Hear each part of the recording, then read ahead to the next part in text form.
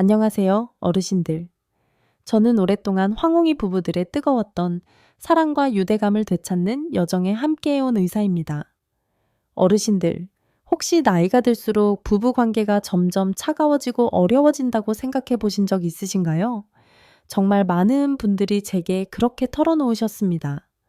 그것이 시간과 건강이 만든 자연스러운 법칙이라고 생각하시더군요. 하지만 오늘 저는 의사로서, 그리고 더 중요하게는 어르신들과 같은 세월의 여정을 걷고 있는 친구이자 한 사람의 여성으로서 비밀 하나를 나누고 싶습니다.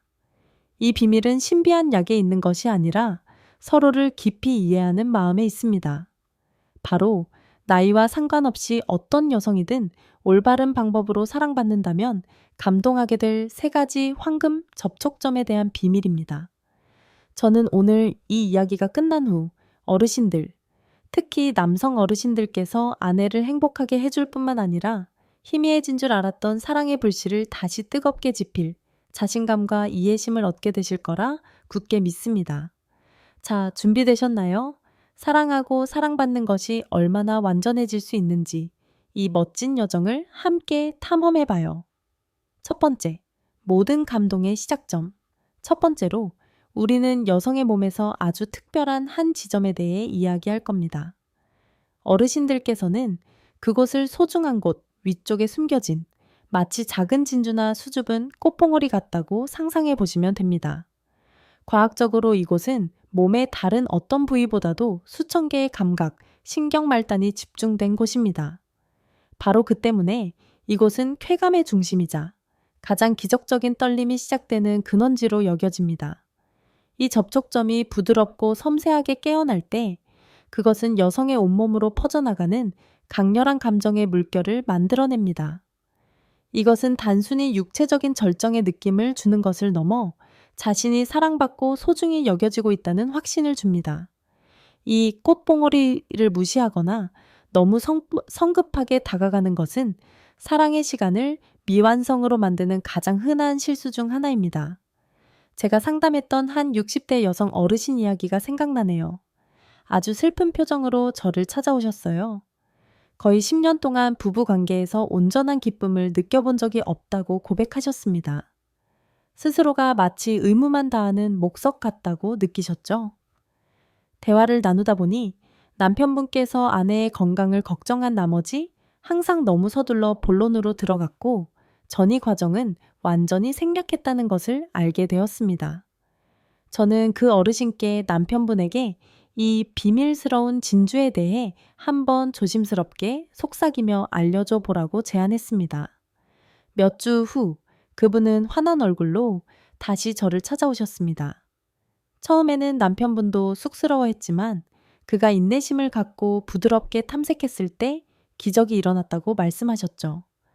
어르신은 그것이 마치 오랫동안 잊혔던 황금 열쇠가 굳게 닫힌 행복의 문을 다시 열어준 것 같다고 비유하셨습니다. 그래서 남성 어르신들께 작은 조언을 드리고 싶습니다. 이 부위는 정말 민감하다는 것을 기억하세요.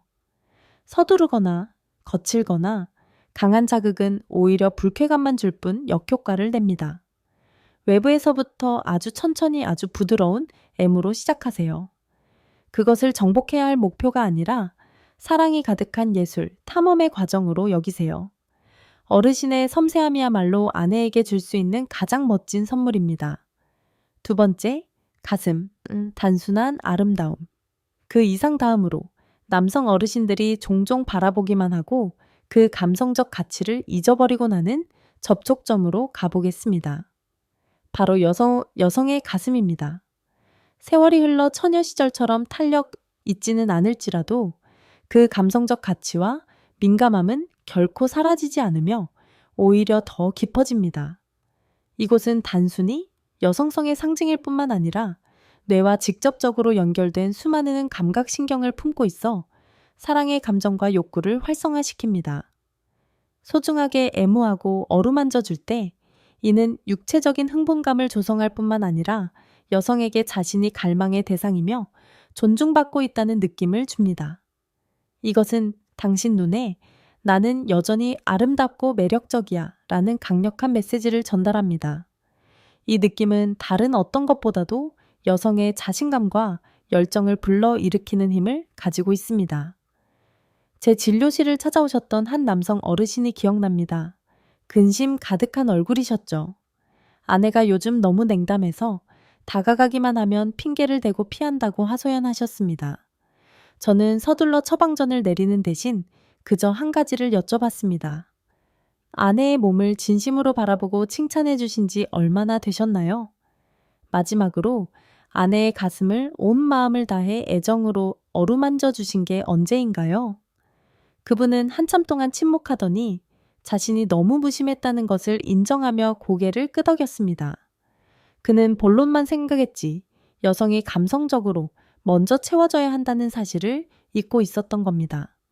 저는 변화를 시도해 보시라고 조언했습니다. 저녁에 집에 돌아가 아내를 뒤에서 안고 어깨에 부드럽게 입을 맞추며 진심 어린 칭찬을 속삭여 보시라고요.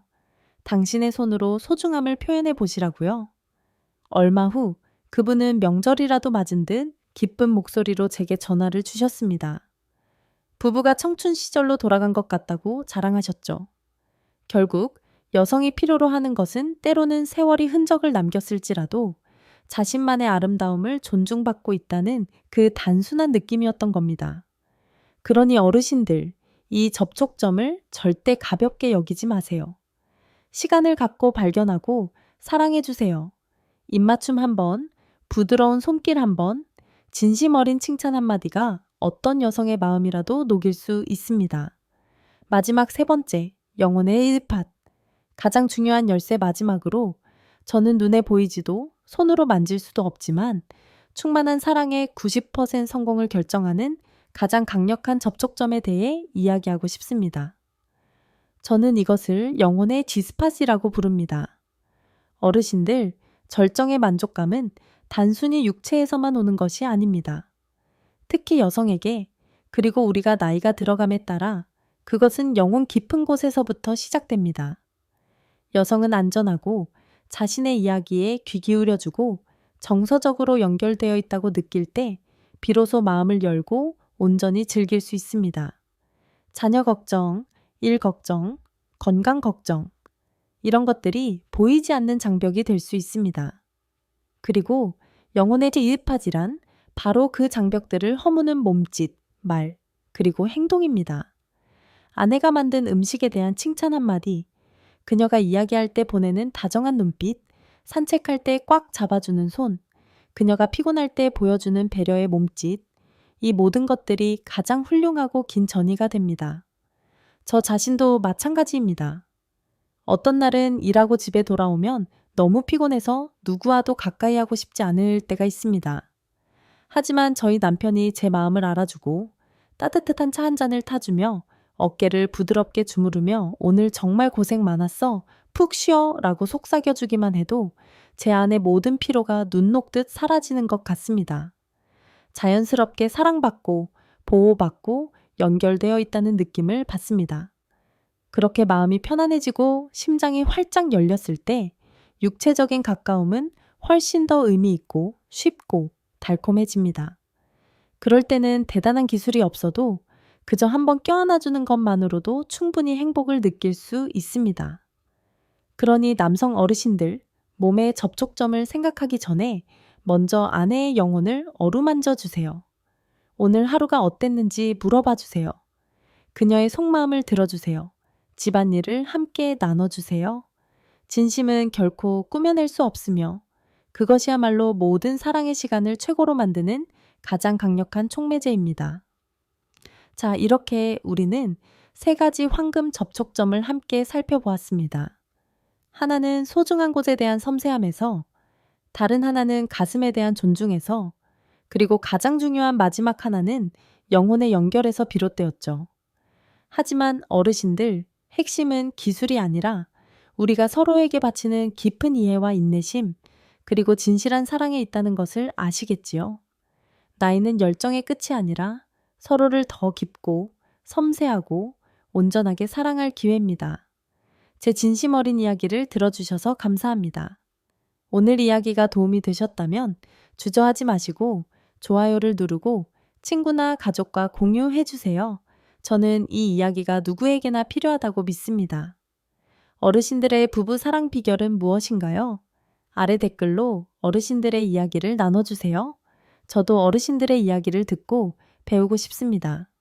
그럼 다음 이야기에서 다시 뵙겠습니다. 안녕히 계세요.